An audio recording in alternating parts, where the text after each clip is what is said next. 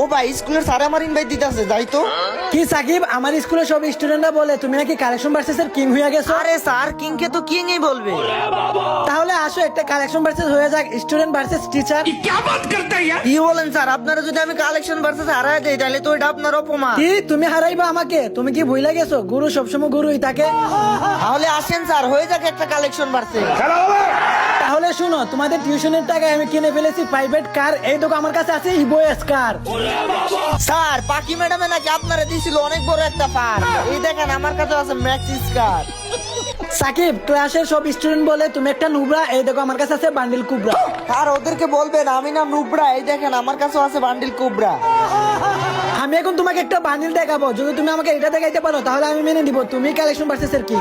আচ্ছা ঠিক আছে, দেখেন আমার তাড়াতাড়ি। প্রিয় কালার রেড। এই দেখো আমার কাছে আছে গোল্ডেন শেড। কালেকশন ভার্সেসে আইরে হন হয়ে যাবেন আপনি স্যাড। এই দেখেন আমার কাছে আছে গোল্ডেন শেড।